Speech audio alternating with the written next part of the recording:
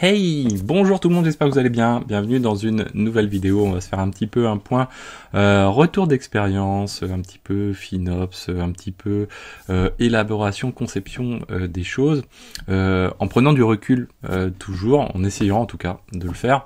Et ça, je trouve ça le côté le plus important, de le faire au quotidien, que ce soit dans l'informatique ou ailleurs.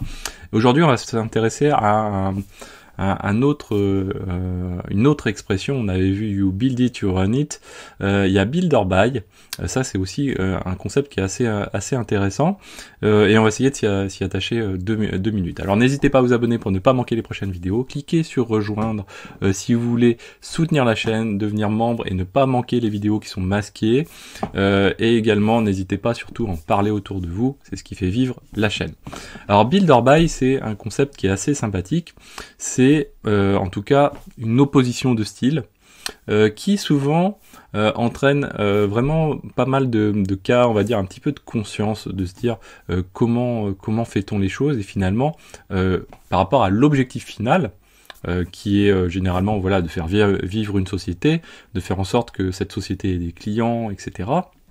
Mais finalement, quel est le moyen, ou peu importe quelque part le moyen technique mis en place, mais ce qu'il faut, c'est déjà obtenir ce résultat, et deux, ensuite de voir le moyen qui est mis en œuvre, et de faire en sorte que ce moyen soit efficace et réponde aux besoins en question et dans les délais impartis. Et ça, c'est quelque chose qui est aussi fondamental. Quand on est ingénieur, en tout cas qu'on adore les technos, bien sûr, le build est quelque chose qui est assez sympathique. Quand on aime l'open source, le libre, bien sûr qu'on adore faire du build, mais parfois ça peut avoir quand même de certaines limites.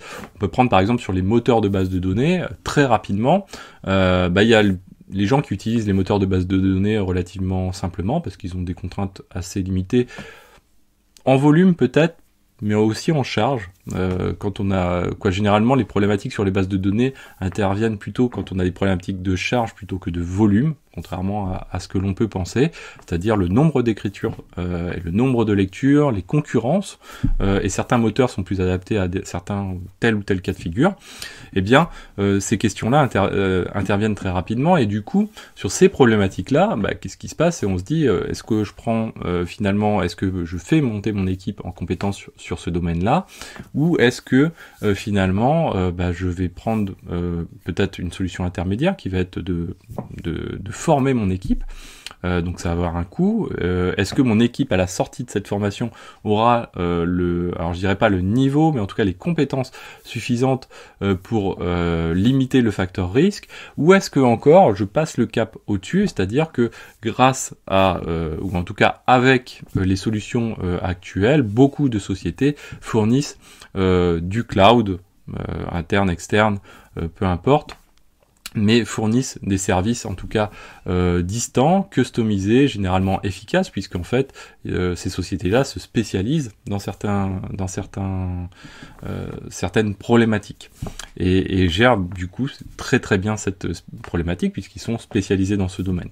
Donc ça, c'est quelque chose qui est important. Ou encore il y a la solution sinon de prendre du support pour aider aussi dans ce cas de figure là. Donc il y a différentes solutions possibles face à une problématique, et c'est pas juste se dire je fais du libre ou je fais de l'open source qui est la seule approche, la seule caractéristique par rapport à une réponse donnée.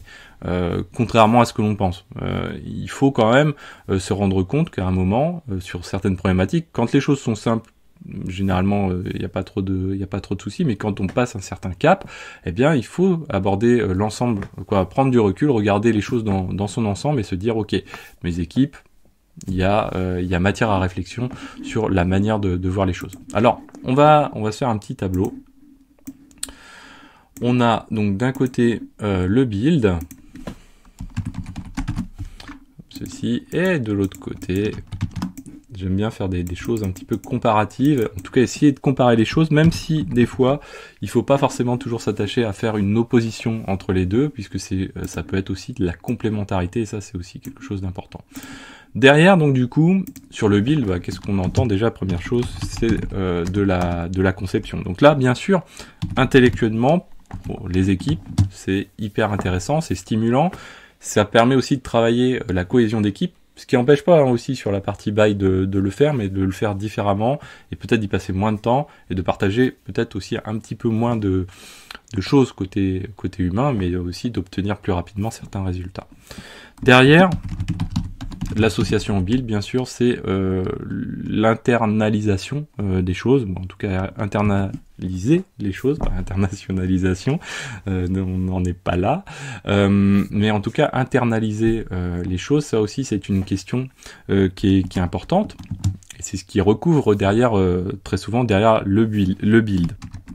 Derrière, aussi, l'intérêt du build, bien sûr, du coup, comme on a accès à la conception, et que c'est en interne, eh bien, il y a la capacité à adapter quelque chose, une solution, au cas de figure que l'on veut précisément réaliser et éventuellement le faire évoluer dans le temps. Donc ça, c'est quelque chose, c'est un aspect quand même extrêmement positif, et c'est très souvent d'ailleurs pour ça que les sociétés ont quand même des services informatiques de développement, etc. en interne, puisque le but c'est de customiser les choses.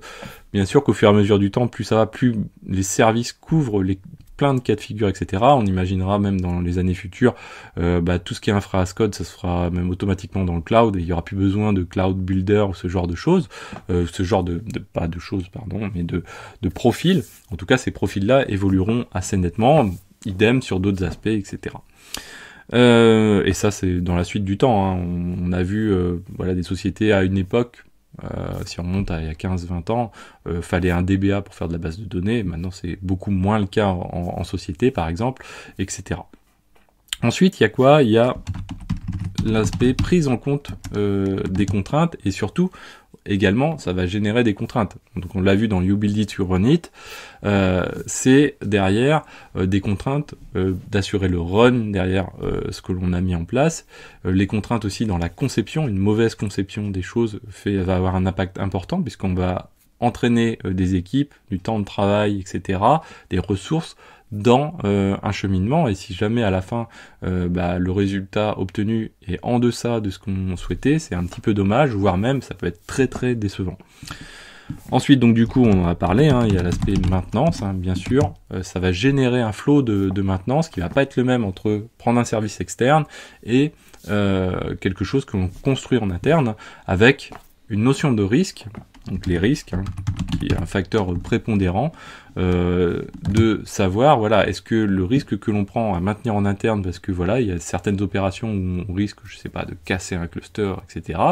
Et puis le fait d'acheter, de passer par une externalisation dessus n'est plus du tout le même. Le risque, déjà, d'une part, il ne repose pas sur sa propre société et sur sa propre équipe. On l'externalise. Après, suivant les sociétés à l'extérieur, il ne faut pas que ce soit non plus des bignous.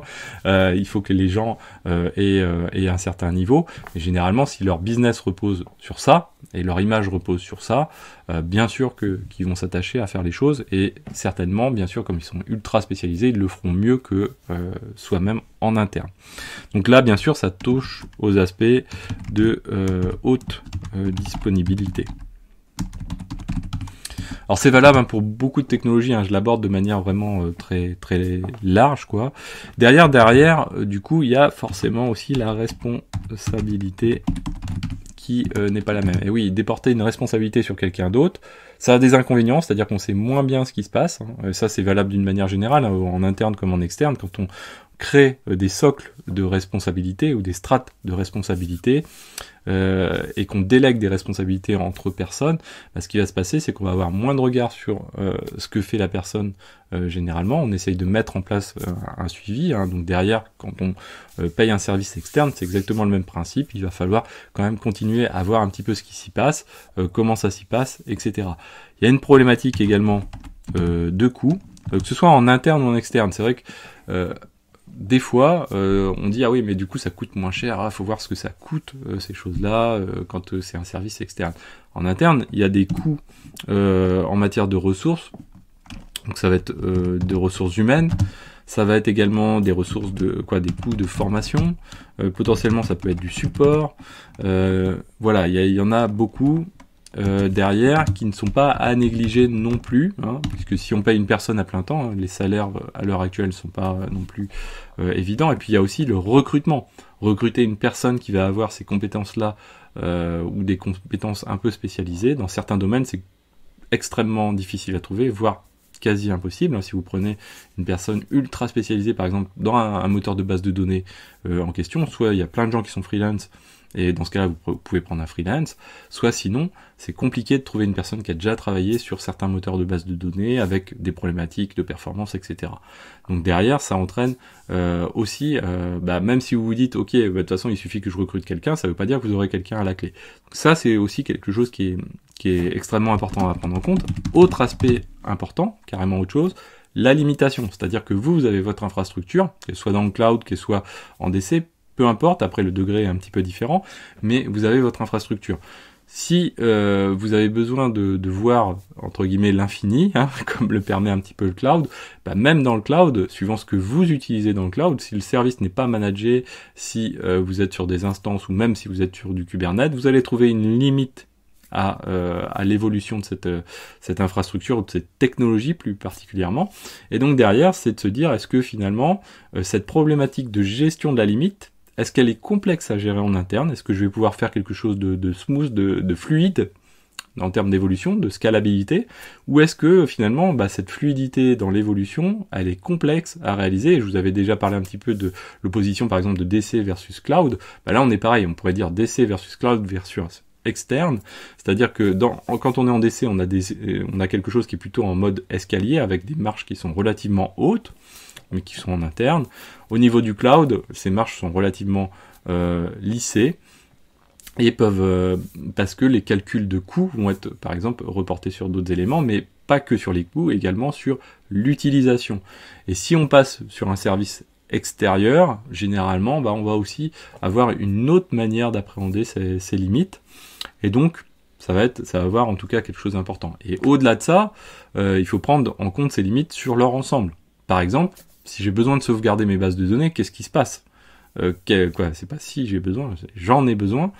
Qu'est-ce qui se passe? Comment je fais pour gérer de telles volumétries? Parce que, ok, j'arrive à builder le truc à minima, à l'installer, à gérer le volume en production, mais si j'arrive pas à les sauvegarder parce que les sauvegardes et le rolling sur les sauvegardes, etc., demandent de tels volumes ou utilisent de telles ressources que finalement je ne peux pas le faire comme ça sans que ça ait des coûts ultra importants.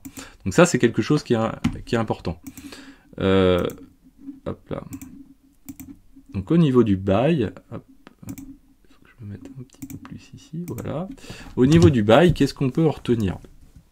Donc là, le but, c'est de déléguer la responsabilité. Ça, c'est quelque chose qui est important, mais déléguer ne veut pas dire complètement fermer les yeux non plus. Peu importe, que ce soit sur un service externe, etc., il faut quand même se rendre compte de ce qui s'y passe. En termes d'évolution, il suffit que, on peut anticiper le pire, cette société s'arrête complètement, vous avez besoin de switcher, vous êtes trop dépendant de cette société, qu'est-ce qui se passe? Ça veut dire derrière, est-ce que cette société me rend un service que je peux retrouver ailleurs? Est-ce que cette société me rend un service que je peux retrouver ailleurs, mais à minima avec des petites modifications, ou avec éventuellement peut-être de très grosses modifications?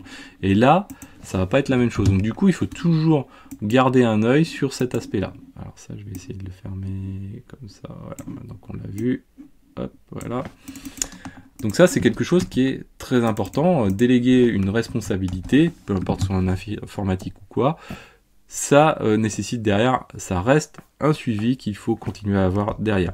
D'ailleurs, donc, on en a parlé derrière, qu'on en a parlé avant, la scalabilité, donc ça c'est un facteur qui est prépondérant, c'est est-ce que cette société-là, voilà, est-ce qu'elle est toute petite et moi j'ai un truc énorme à ramener et elle n'est pas du tout prévue pour, ça peut arriver, je suis au début de celle-ci, c'est ses prémices, c'est peut-être qu'elle n'a pas les fonds pour pouvoir même anticiper le fait que je vais arriver, etc.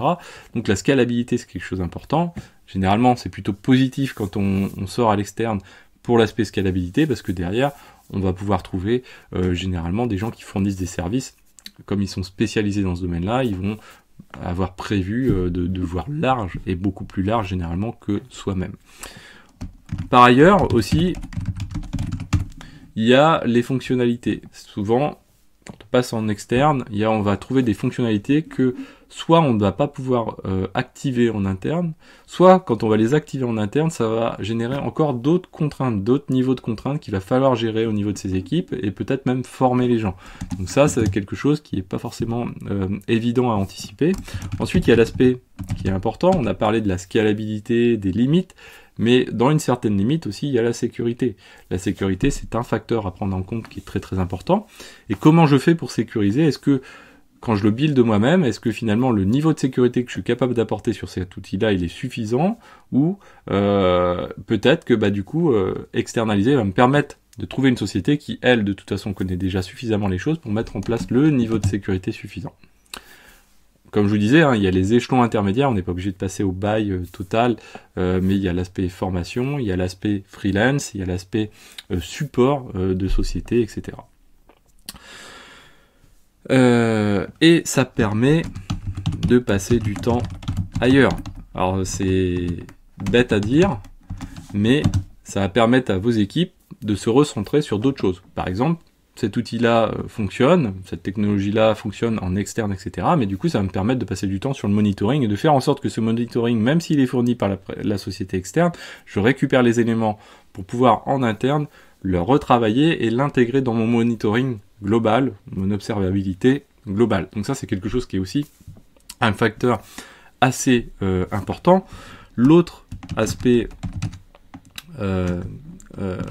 aussi prépondérant, c'est la rapidité à mettre en œuvre des choses. Et oui, bien sûr, s'il faut 1 an pour mettre en place et se sentir à l'aise sur quelque chose, alors que si on prend une société, demain je peux déjà payer quelque chose et faire mon POC dessus, c'est pas du tout la même chose. En outre, bien sûr, il y a l'aspect coût. Alors là, on avait vu l'aspect coût au niveau du build, lui, il repose plutôt sur les compétences, les ressources, le support qu'on va avoir, la difficulté de recrutement éventuellement des personnes, le niveau de salaire aussi pratiqué pour ce profil de personnes. Sur les coûts, au niveau du buy, bien sûr, c'est aussi quelque chose de fondamental, c'est comment et quelle est la grille tarifaire. Est-ce que la grille tarifaire est adaptée à ce que vous faites? Par exemple, vous allez avoir des choses des fois que vous allez payer en volume, en taille, et puis vous allez avoir des fois des coûts différents qui vont être calculés par exemple en charge. Et ça n'a rien à voir du tout, et suivant le profil que vous avez en termes d'utilisation, bien vous allez payer soit l'un, soit l'autre, soit les deux éventuellement, mais ça va être quelque chose de très important.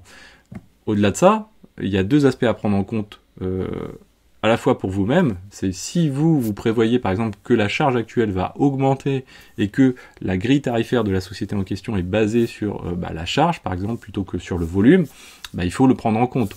Et même dans l'autre cas de figure, si vous voyez que la société en question, par exemple est jeune, fait une politique tarifaire très forte pour concurrencer ses concurrents, pour essayer de gagner des parts de marché, il est fort probable que d'ici 2 à 3 ans, la politique tarifaire de cette société, si elle entrevoit d'entrer en bourse, si elle entrevoit, je sais pas, des extensions, etc., cette politique tarifaire, c'est vous qui allez être le levier principal de cette société, avec les levées de fonds, mais indirectement en décalage de temps, via les fonds que vous versez à cette société, qui vont permettre à cette société de s'étendre, de créer ses features, etc. C'est l'argent, il pousse pas dans les arbres, mais voilà, c'est vous qui êtes cette source-là. Et donc, bien sûr, les coûts peuvent évoluer fortement dans ces cas de figure-là. Et puis après, il y a le contexte mondial, qui est d'ailleurs le contexte actuel, la raréfaction des ressources qui va croître au fur et à mesure du temps, quoi qu'il arrive, ça, il faut l'avoir en tête. On est dans un domaine qui est fortement comme beaucoup de domaines, mais qui est fortement dépendant des ressources minières, etc. Comme dans le cas du pétrole, plus les ressources deviennent rares, plus elles sont difficiles à extraire, au-delà des impacts climatiques ou impacts sur la nature, qui vont aussi être pris en compte au fur et à mesure du temps. Là, bien sûr, la raréfaction d'une ressource, même si on met des œillères, va entraîner forcément une recherche plus difficile, une extraction plus difficile, éventuellement une transformation plus difficile, c'est un peu moins le cas, et derrière, ça va générer une augmentation des coûts. obligatoirement. Et derrière, du coup, ça a des effets indirects sur les sociétés de services. On peut très bien imaginer des cloud providers qui vont augmenter leurs tarifs, etc., etc. Au-delà de l'augmentation, par exemple, des tarifs liés à l'inflation, qui est finalement une boucle. Mais voilà.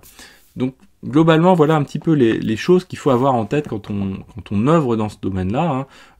Attention, l'augmentation des coûts dont je parlais tout de suite, elle est valable à la fois que vous ayez les choses en interne ou que vous ayez les choses en externe. Elle est valable dans les deux cas de figure. Après, vous allez l'appréhender de manière différente, mais elle est valable dans les deux cas de figure. J'espère que cette vidéo vous a plu. N'hésitez pas à la compléter en commentaire comme vous avez l'habitude de le faire. N'hésitez pas à vous abonner pour ne pas manquer les prochaines vidéos. Cliquez sur rejoindre si vous voulez devenir membre, ne pas manquer les vidéos masquées, si vous voulez soutenir la chaîne, soutenir mon travail. Et voilà, n'hésitez pas à me dire si cette vidéo vous a plu. Et je vous dis à très bientôt sur Xavki.